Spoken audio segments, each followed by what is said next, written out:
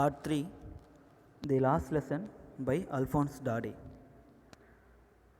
While I was thinking of all this, I heard my name called. It was my turn to recite. So இதெல்லாம் நான் நினச்சிட்டு இருக்கும்போது okay என் பேர் கூப்பிட்டாங்க அப்படின்னு சொல்லிட்டு ஃப்ரெண்ட் சொல்கிறாரு. It was my turn to recite. So இது வந்து இவருடைய டர்ன், பார்ட்டிசிபல் சொல்கிறதுக்கு இவருடைய டைம் அப்படின்னு சொல்கிறாங்க. What would I not have given to be able to say that dreadful rule for the participle all through very louder and clear and without one mistake. But I got mixed up upon the first words and stood there holding on to my desk and my heart beating and not daring to look up.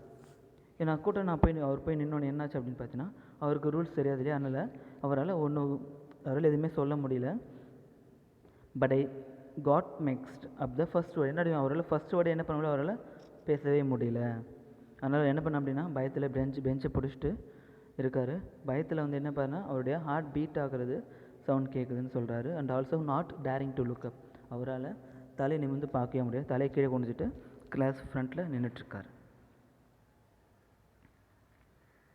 பாருங்கள், I heard Emil say to me, I won't scold you little friends, you must feel bad enough. இப்போ sir என்ன சொல்கிறார் அப்படின்னு பார்த்தீங்கன்னா, நான் வந்து உன்னை திட்ட போகிறது கிடையாது, நீ தான் இதுக்கு ஃபீல் பண்ணி ஆகணும் அப்படின்னு சொல்கிறாரு.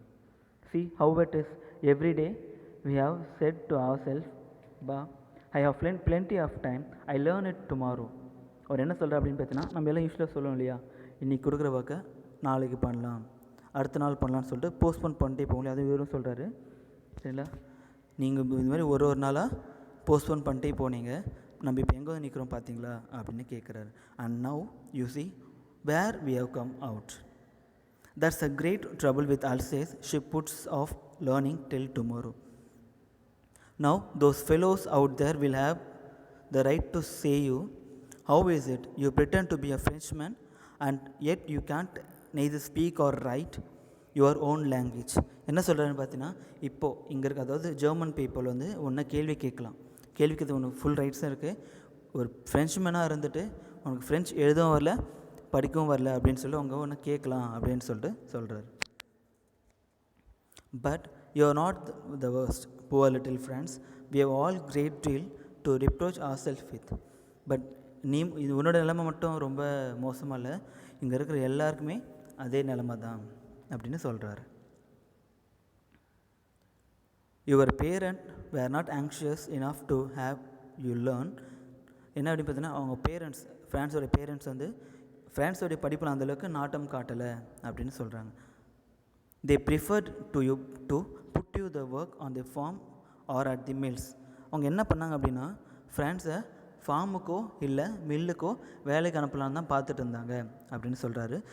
எதுக்காக அப்படின்னு பார்த்தீங்கன்னா, so as to have a little more money.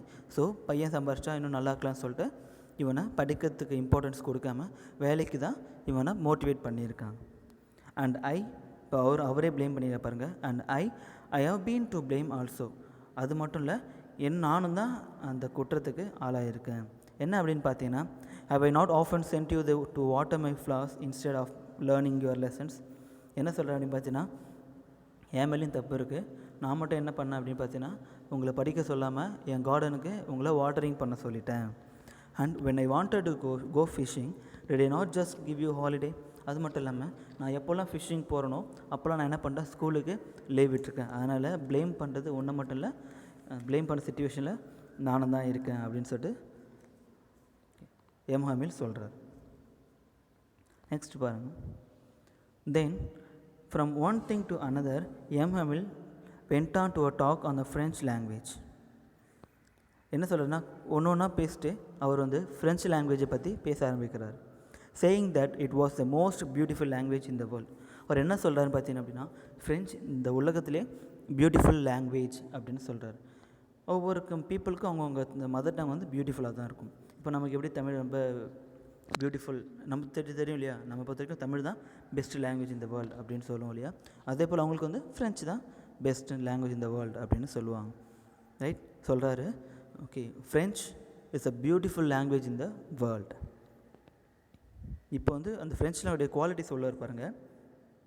The clearest, the most logical, that we must guard it among us and never forget it.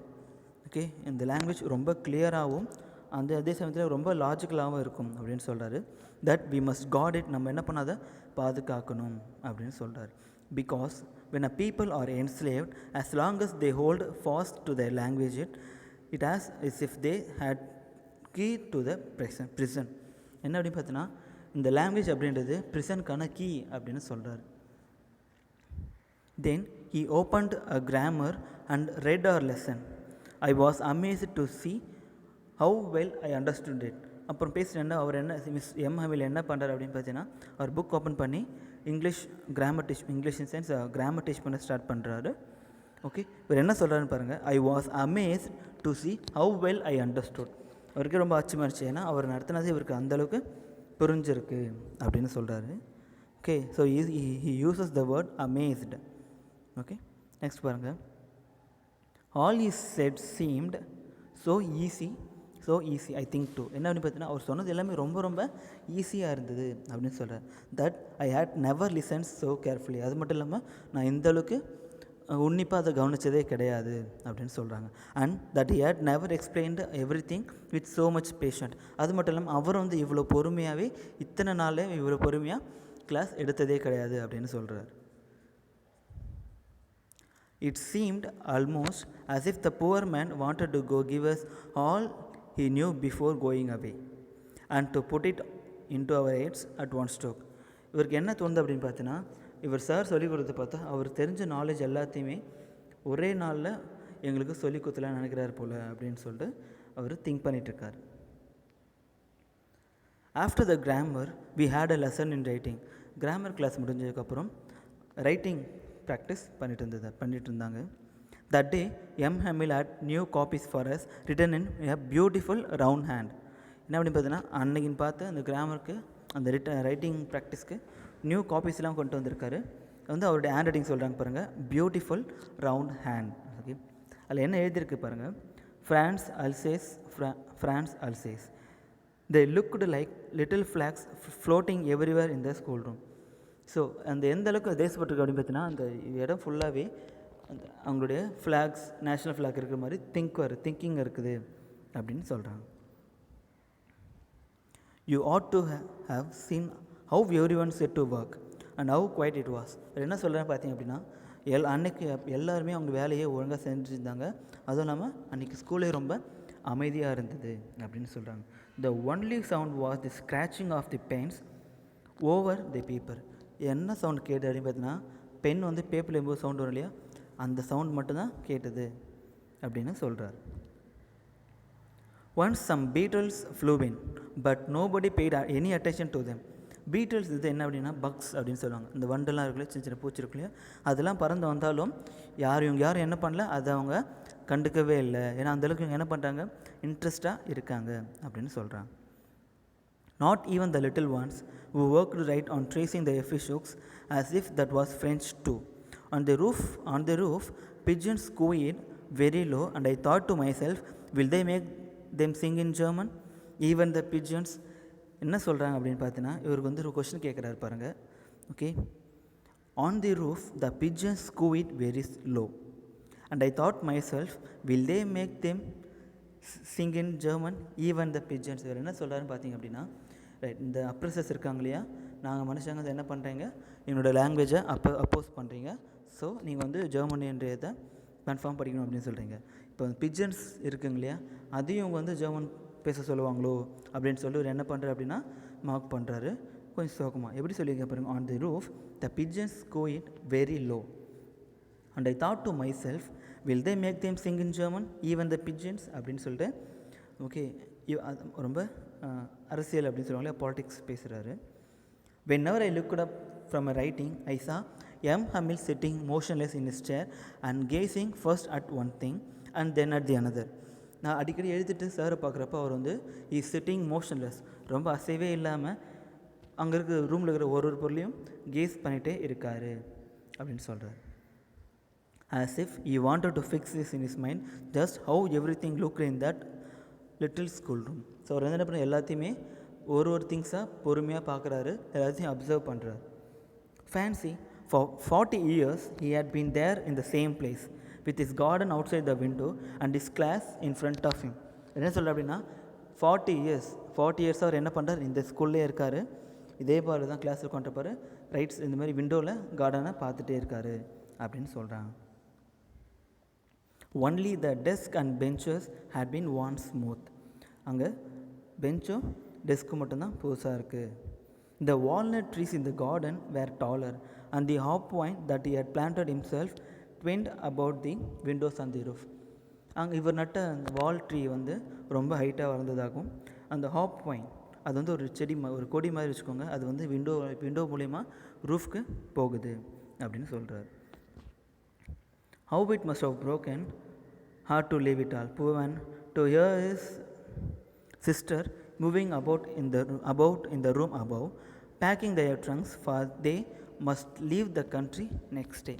இப்படி இருக்கும்போது இந்த ஃப்ரெண்ட்ஸோடைய சிஸ்டர், அந்த டீச்சர் சிஸ்டர் என்ன பண்ண அப்படின்னா இவங்களோட ட்ரெஸ் எல்லாமே பேக் பண்ணிகிட்ருக்காங்க.